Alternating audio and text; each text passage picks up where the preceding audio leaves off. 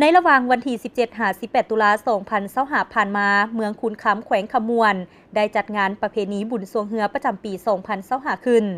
โดยการเข้าร่วมเป็นประธานของทานแก้วบุญขวัญ ไสยวงศา เจ้าเมืองคุนคำ มีทานจีซง จิวาเซกิ ผู้อำนวยการใหญ่บริษัทเทิร์นหินบุญพาวเวอร์จำกัด พร้อมด้วยอำนาจการปกครองเมือง พร้อมด้วยประชาชนภายในบ้าน และประชาชนบ้านอ้อมข้างเข้าร่วม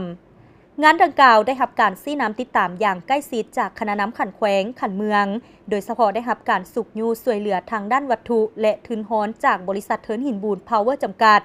บรรดาหัวหน่วยธุรกิจตลอดฮอดพ่อแม่ประชาชนบรรดาเผ่าภายในเมืองคุนคำพร้อมทางเอาใจใส่อย่างตั้งหน้าและเฮ็ดหน้าที่ตามการมอบหมายด้วยความรับผิดชอบสูงของแต่ละอนุกรรมการที่ถูกแต่งตั้งเฮ็ดให้งานบุญดังกล่าวมีความพร้อมรอบด้านเพื่อเปิดงานตามกำหนดเวลาข้าพเจ้าชื่อแก้วบุญขวัญ ไสยวงศาเป็นเลขาพรรคเมืองเจ้าเมืองคุนคำก็ถือว่าเป็นเจ้าภาพในการจัดงานบุญสวงเฮือประจำปี 2025 ของเมืองคุนคำของพวกเรานี้ถือว่าใน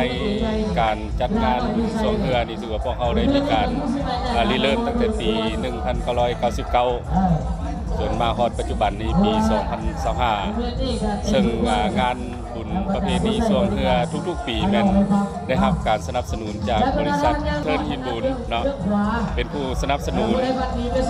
แต่ละปีแล้วแม่นทั้งเทิร์นหินบุญเพิ่นจะเป็นผู้ให้รางวัลแก่เฮือสวงทั้งหมดเนาะแล้วทางเมืองของพวกเราจะเป็นผู้รับผิดชอบในการต้อนรับแขกคนผู้เข้าร่วมบรรยากาศรวมเนาะของงานของพวกเรานี่ถือว่าในระยะผ่านมาแม่นพวกเราจะจัดเป็นวันเดียววันเดียวเปิดกว้างก็ถือว่าทุกๆเมืองอองขังก็ได้เข้าร่วมมาแล้วได้เข้าร่วมจากสั้นมาปีนี้พวกเขาจัดเป็น2วันมื้อที่1แล้วแม่นพวกเขาจัดเฉพาะอยู่ภายในเมืองของพวกเขาและมื้อที่2จะเป็นเปิดกว้างให้เมืองออมข้างเข้ามาร่วมในการแข่งขันนำอันนี้เป็นภาพบรรยากาศ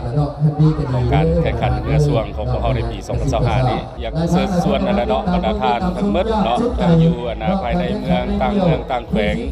อยากให้เขามาร่วมในงานสวงเรือประเพณี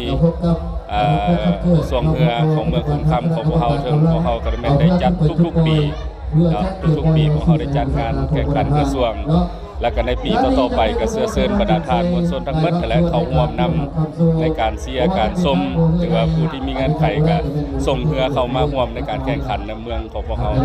เนาะก็เชิญบรรดาทานทั้งหมดนั่นแหละทั้งผู้อยู่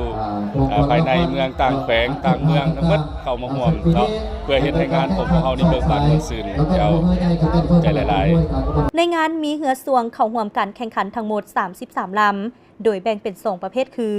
การแข่งขันภายในและการแข่งขันเปิดกว้างโดยใช้เวลาในการแข่งขันอยู่2วัน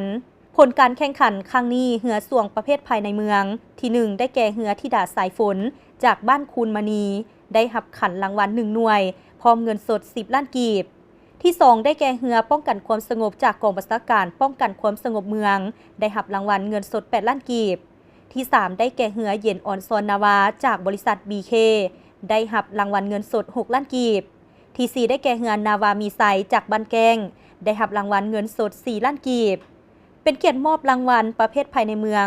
โดยทานปริญญาเอกจีซงจือวาซากิผู้อำนวยการใหญ่บริษัทเทิร์นหินบุญพาวเวอร์จำกัดผลการแข่งขันประเภทเปิดกว้างที่1ได้แก่เรือสิงห์เก้าเจริญจากบ้านแมงเมืองหินบุญได้รับขันรางวัล1หน่วยพร้อมเงินสด10ล้านกีบที่2ได้แก่เรือนางคำไหลจากบ้านห้วยเขียวเมืองหินบุญได้รับรางวัลเงินสด8ล้านกีบที่3ได้แก่เรือเจ้าพ่อประกายแสงจากบ้านพลแพงเมืองคำเกิดได้รับรางวัลเงินสด6ล้านกีบที่4ได้แก่เรือคำเกิดนาวาจากห้องว่าการเมืองคำเกิดได้รับรางวัลเงินสด4ล้านกีบ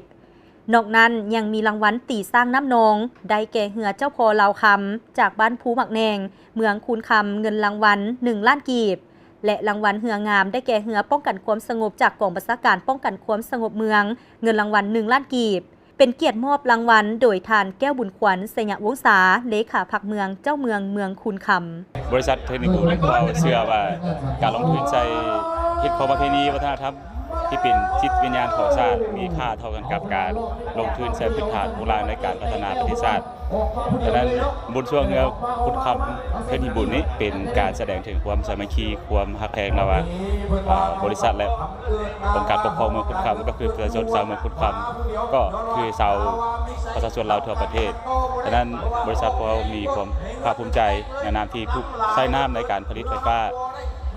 ได้เป็นส่วนร่วมหนึ่งในการส่งเสริมคิดของประเพณีอันดีงามของชาติก็คือของประชาชนลาวพวกเราให้อยู่เคียงคู่กับสายน้ำตลอดไป